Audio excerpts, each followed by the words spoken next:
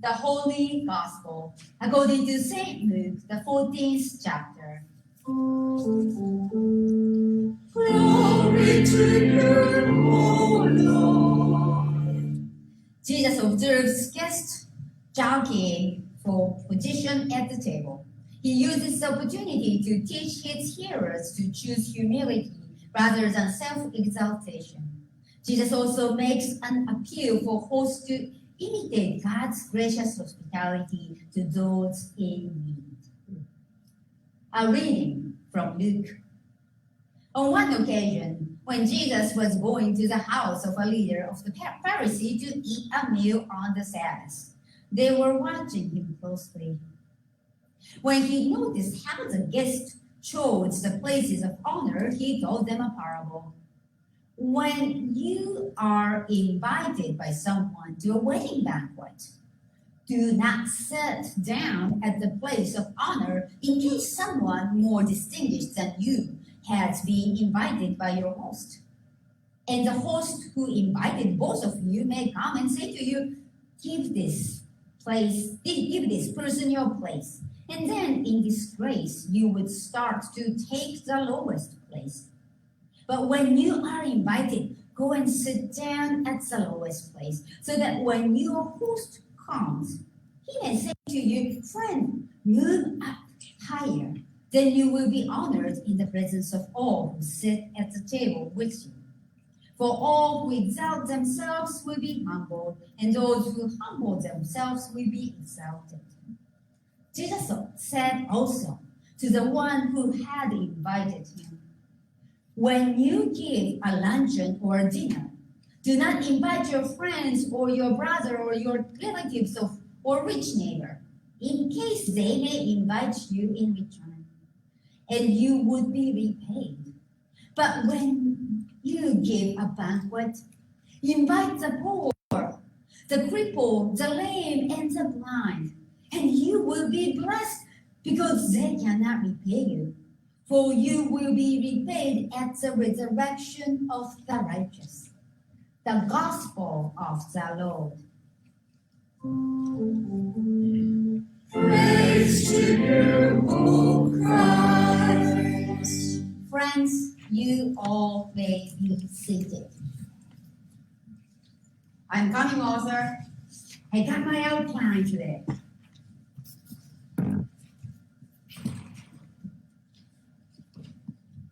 You know, today's gospel reading actually has, to me, I think it's have the two parts on it. The one part is, when you visit the church, which you usually don't worship, make sure to pay attention so that you are not going to sit their family pew by accident and be asked to move somewhere. I don't know you have that experience or not. Actually, I did. I didn't know. I was sitting in somewhere, in the front. Usually fronts are not occupied in Lutheran church, but I sat in somewhere in the front, and the young lady came and said, you are sitting on a family pew. You need to go one before or the one behind. So I moved once. So that can happen. So that could be the one thing that the story telling. And another thing Jesus is telling in today's reading is that about the inviting to the meal. Who? It's a question of who will be invited for a meal. So, let me ask you this way. Do you sometimes invite somebody over for a luncheon or dinner or eating up your leftovers at your place? Or have you? Would you invite somebody to come and eat together with you? Of course, we do that. If I may ask, who do you invite? Would you invite the family member living in the next town? Think. Oh, maybe not. How about friends? Do you invite friends over for your meal? How about your neighborhood cats for your cat food buffet? Yes, the youngest does it. How about inviting not much of a cook preacher and her poor husband to your dinner table? Of course, friends, whether it's an invitation to a restaurant, or the one, your house, or the church potluck, I do appreciate.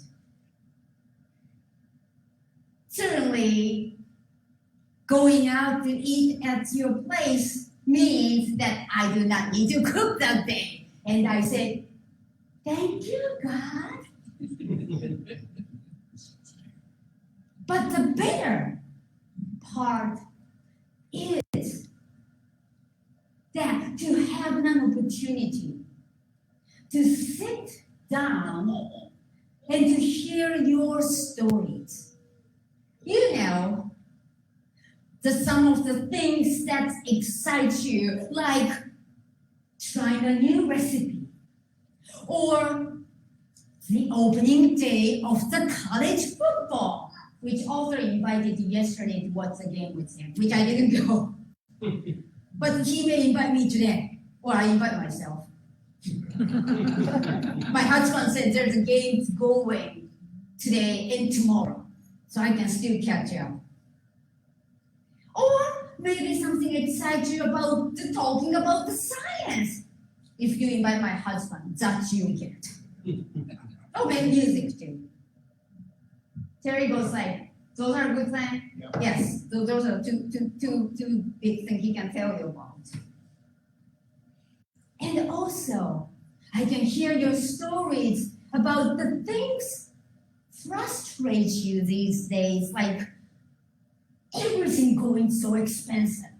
And I spend too much money in the grocery store and here and there, and I'm writing a check everywhere. That kind of things. Or maybe the frustration that your family you love dearly, but they don't listen to you at all. And I think, dang it, why they don't listen to me? Or maybe how your life got miserable in one thing or the other. Over the meal, it gives me a chance to get to know you a bit more. That's a big part of the being invited at the meal. Because when we eat, we not only share food, but also share memories. The things we treasure. So we are sharing the treasures of life. In today's reading, Jesus and his disciples were invited to a meal by a leader of the Pharisees. For some, it sounds a little strange, like why is Jesus eating with Pharisees? But as we read the Gospel of Luke, we find stories after stories that Jesus is eating with many different groups of people, including the Pharisees and the tax collectors, sinners, friends, and disciples. Jesus ate a lot.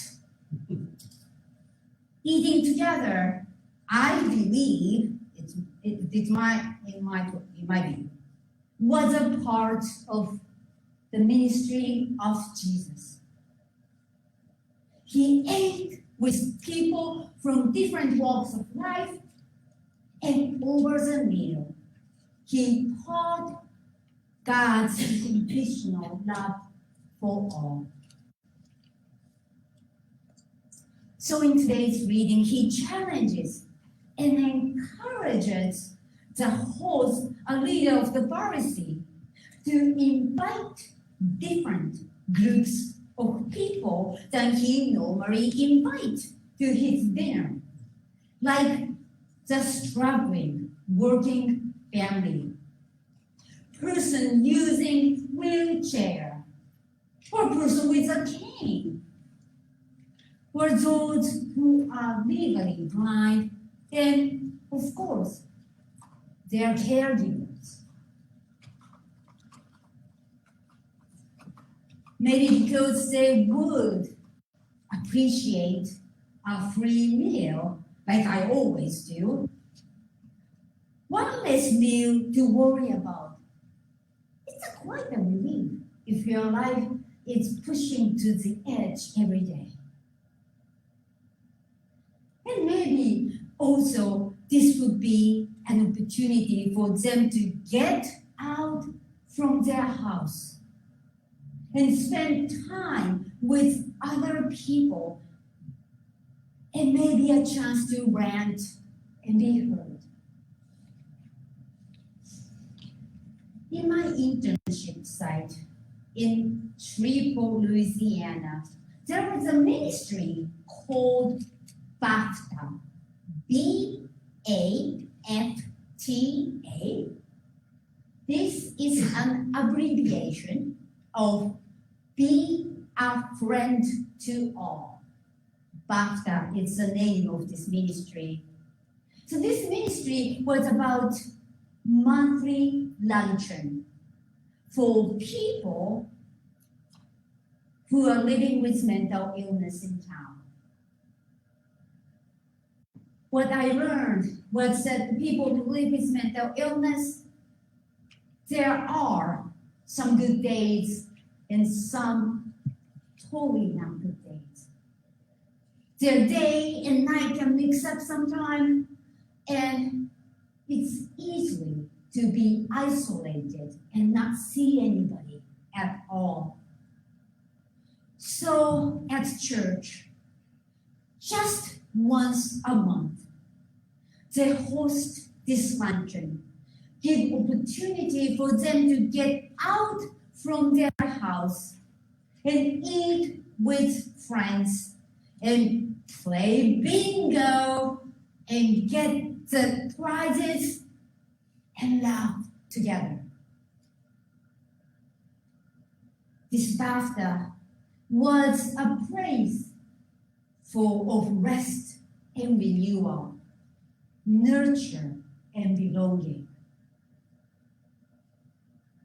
So I wonder if Jesus was encouraging to invite people, especially those who could easily isolate from community, to have a meal together, was because, as all you know, meal fellowship is not just about food, but it's about sharing life together. That's what the life as a Christ follower would look like. So friend, I'll ask you some. Who are invited to our table? Whom would you like to invite to our table? And whom God will invite to God's table?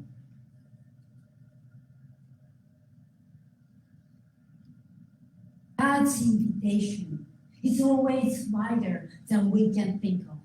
It includes the people with good health and struggling health, people with tremendous sense of humor, and people who are reserved and quiet, and people who are young and who are old, and somewhere between. God's table is open to all. Friends, welcome to God's table. You are always invited. Amen.